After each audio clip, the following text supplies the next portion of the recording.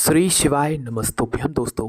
आप सभी लोग जानते हैं कि 20 नवंबर 2023 को है सोमवार की अष्टमी, जिस दिन का लोग साल भर इंतज़ार करते हैं कि सोमवार की अष्टमी कब आएगी। और हम भी 31 चावल के दाने वाला उपाय ज़रूर करेंगे, क्योंकि यही वो एक मात्र ऐसा उपाय है और सबसे बड़ा उपाय है सोमवार की अष्टमी का, जिस उपाय को जो व्यक्ति जिस मनोकामना के साथ में करता है उसकी वह मनोकामना 1 महीने नहीं, 2 महीने नहीं, 3 महीने के अंदर कभी भी पूरी हो जाती है। चाहे वो 1 घंटे बाद, 2 घंटे बाद या 24 घंटे के अंदर।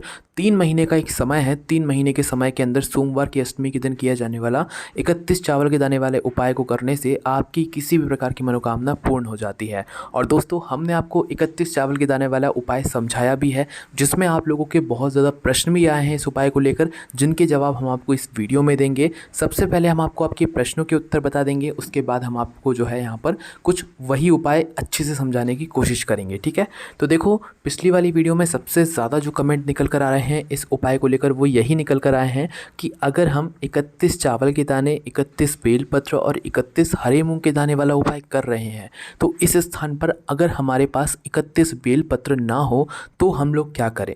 ठीक है, और पिछली वीडियो में हमने भी आपसे ये बोला था कि हम आपको इसका भी जवाब देंगे, पर हम आपको उसका जवाब उस वीडियो में नहीं दे पाए थे। तो इस वीडियो में आपको इसका जवाब मिलेगा कि 31 बेलपत्र अगर आपको ना मिले तो उस स्थान पर आप लोगों को क्या करना है।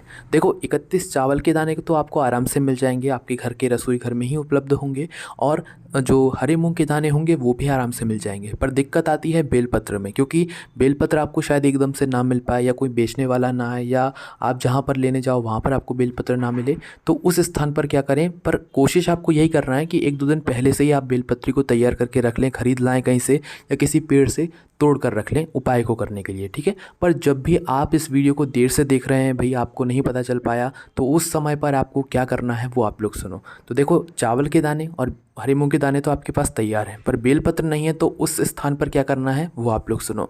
तो देखो, अगर आपके पास भी 31 बेलपत्र नहीं है तो आपको जाना है शिव जी के मंदिर पूरी तैयारी के साथ में, उपाय को करने के साथ में। बस बेलपत्र नहीं है तो बेलपत्र को मतलब लेकर नहीं जाना है। ठीक है, हरे मूंग के दाने और चावल के दाने तो है ना, तो वो 31 अपने घर से ही गिन कर लेकर जाना है। चावल के दाने टूटे नहीं होने चाहिए, ना ही वो दाल के दाने टूटे या कटे पेटे होने चाहिए। ठीक है, पूरे पूरे साबुत दाने होने चाहिए चावल और उसके हरे मूंग के। ठीक है, 31।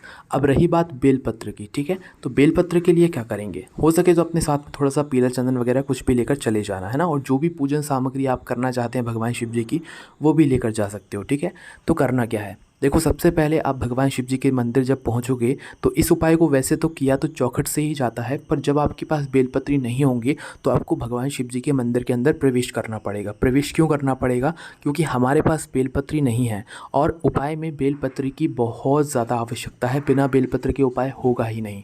तो उस स्थान पर आपको क्या करना है, भगवान शिव जी की शिवलिंग के ऊपर जो बेलपत्र समर्पित हो, जो बेलपत्र लोगों द्वारा चढ़ाई गई हो ना, उसमें से आप 31 बेलपत्र उठा लेना। अच्छी वाली छांट कर उठा लेना, आपको जैसा अच्छा लगे वैसा 31 बेलपत्र उठा लेना। और उठाने के बाद इन बेलपत्र को धो लेना पहले। ऐसा ना हो कि आप सीधा शिवलिंग के पास में गए, 31 बेलपत्र उठाई और आपने उपाय में प्रयोग कर ली, तो वो मान्य नहीं रहेंगे, क्योंकि वो किसी और के द्वारा चढ़ाई गई हैं। हाँ, अगर आप उन्हीं 31 बेलपत्र को उठाकर उनको धोकर फिर अपने उपाय में प्रयोग करोगे ना, तो वो आपकी ही उपाय की बेलपत्र मान्य होंगी। ठीक है, बाकी जिसने भी वो बेलपत्र अपने उपाय के लिए चढ़ाई होंगी उसका भी उपाय काम करेगा, उसमें कोई दिक्कत नहीं है।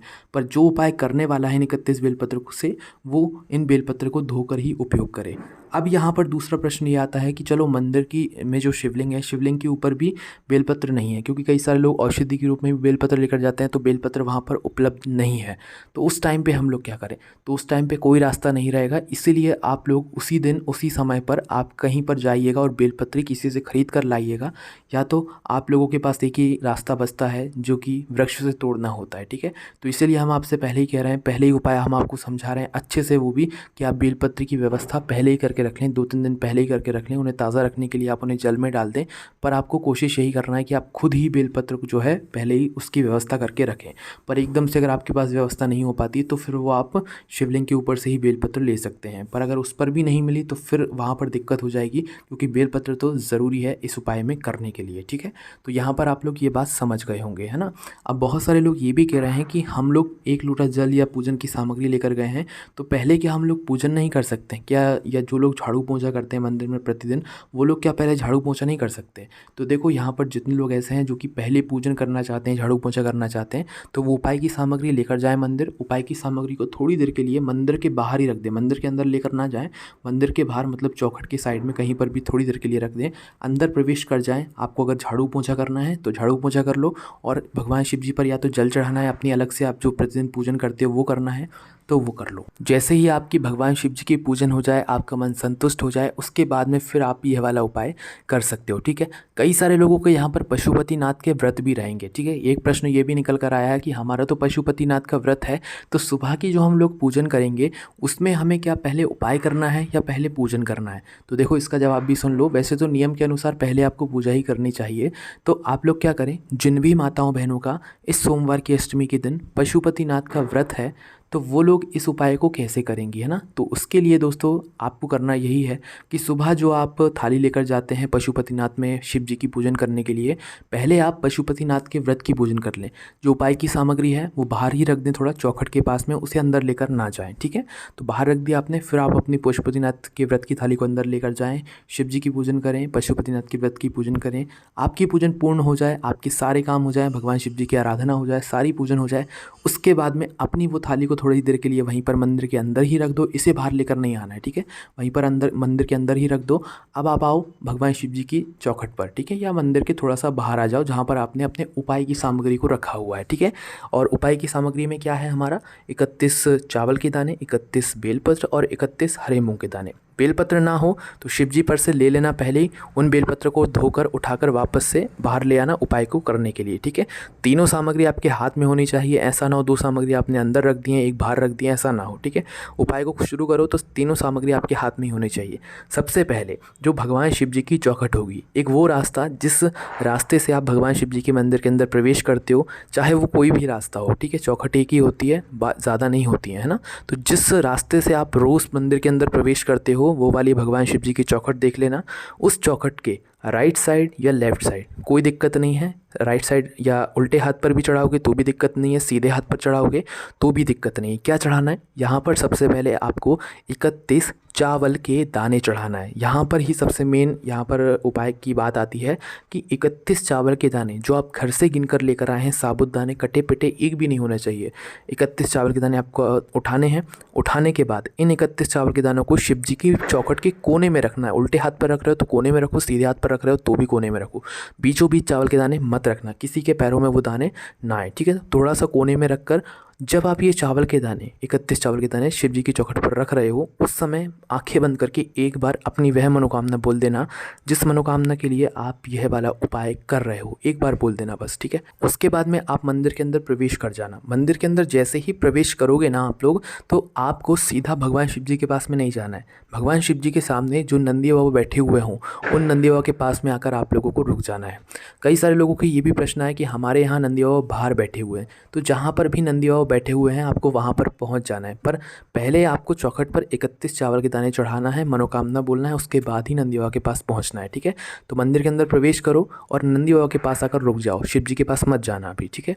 आप लोग आकर रुके, बैठ जाओ वहाँ पर आराम से। आप ध्यान देना कि नंदी बाबा का एक पैर उठा हुआ होगा, हमेशा हर जगह पर एक पैर उठा हुआ ज़रूर होता है भगवान नंदी बाबा का, और एक पैर नीचे ही होता है।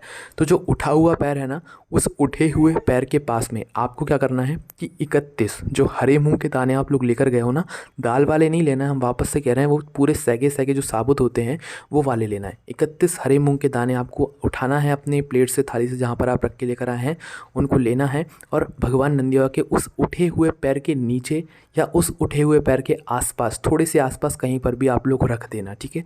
वहाँ पर भी अपनी मनोकामना का एक स्मरण कर लेना, भगवान से विनती कर लेना। चढ़ा दिए 31 हरे मूंग के दाने। उसके बाद में आपको अब लेकर जाना है अपने 31 बेलपत्र को भगवान शिव जी की शिवलिंग के पास में, ठीक है। शिवलिंग के पास में पहुँचे। अब शिवलिंग के पास में पहुँचने के बाद आप लोगों को क्या करना है वो ध्यान से सुनो। देखो शिवलिंग के ऊपर सबसे पहले यही समझ लो कि माता अशोक सुंदर जी का स्थान कहाँ पर है, क्योंकि ये 31 बेलपत्र वहीं पर चढ़ने वाली हैं, ठीक है। तो जो माता अशोक सुंदर जी का स्थान है, जो कि जलाधारी के बिल्कुल बीचों बीच होता है, है जहाँ पर नाग देवता बने हुए होते हैं कई स्थानों पर मोटी सी लाइन होती है, तो वो स्थान देख लेना। और अपनी 31 बेलपत्र पर चाहो तो बीच वाली बड़ी पत्ती पर थोड़ा सा पीले चंदन का एक टीका भी आप लोग लगा सकते हो, या कोई भी एक स्वरूप बना सकते हो। बस पीले चंदन का भाग चाहो तो लगा सकते हो, अन्यथा कोई दिक्कत नहीं है, ठीक है। तो आपको करना क्या है, ये 31 बेलपत्र एक एक करके श्री शिवाय नमस्तुभ्यम बोलकर आपको वहाँ पर चढ़ाते जाना है। एक एक करके चढ़ाना पंडित जी ने यहाँ पर बताया हुआ है, एक साथ मत चढ़ाना, ठीक है। तो ध्यान ये रखना है आप लोगों को बेलपत्र चढ़ाते समय, बेलपत्र की जो डंडी होगी, ठीक है, पीछे की जो डंडी होगी ना, उस डंडी का भाग कहाँ पर होना चाहिए, सामने की तरफ। मतलब कि जो जलाधारी होती है, जलाधारी से जब जल नीचे गिरता है, जिस तरफ जल नीचे गिरता है ना, उस तरफ आप लोगों को जो है ये बेलपत्र की डंडी करना है। मतलब जलाधारी की तरफ करना है, जहाँ से जल बहता हुआ जाता है और नीचे गिरता है, उस तरफ डंडी का भाग होना चाहिए। और बीच वाली बड़ी पत्ती का भाग शिवलिंग की तरफ होना चाहिए, है ना। इस प्रकार से आप लोगों को ये सभी बेलपत्र एक एक करके श्री शिवाय नमस्तुभ्यम बोलकर भगवान शिव जी की शिवलिंग पर चढ़ा देनी है। अब यहाँ पर ये बेलपत्र कैसे चढ़ानी है, जैसे आप हमेशा से चढ़ाते आए हैं माता सुखसुंदरी वाला स्थान पर या जलाधारी पर, वैसे ही इन बेलपत्र को भी चढ़ाना है। जैसे शिवलिंग पर चढ़ाते हैं वैसे ही आप लोगों को शिवलिंग पर चढ़ाना है, ठीक है। हालांकि इस उपाय में शिवलिंग पर बेलपत्र नहीं चढ़ाना है, मात्र माता सुखसुंदरी वाले स्थान पर चढ़ाना है। जैसे चढ़ाते आ रहे हो वैसे ही चढ़ाना है, ठीक है। और इसके बाद में दोस्तों, क्या हम लोग एक उपाय के साथ में और भी उपाय कर सकते हैं? तो हम आपसे यही कहेंगे कि एक बार में एक ही उपाय करें, सुबह एक उपाय कर लें, शाम को एक उपाय कर लें, इससे ज़्यादा ना करें, ठीक है। नहीं तो फिर उपाय काम ही नहीं करते। उपाय को करने का समय क्या है, सुबह का समय है। वीडियो पूरा देखेंगे तो आपको सारी जानकारी मिल जाएगी, ठीक है। बाकी हमने आपको सारे प्रश्नों के उत्तर दे दिए। कोई भी आपको समस्या आती है हमसे कमेंट करके पूछ सकते हैं। हमारी वेबसाइट भोलेनाथभक्ति.com पर जाकर भी आप ये सारी जानकारी और उपायों को पढ़ सकते हैं। बाकी कोई भी समस्या आती है आप हमसे कमेंट करके पूछ सकते हैं। ओम नमः शिवाय, जय भोले बाबा, श्री शिवाय नमस्तुभ्यम।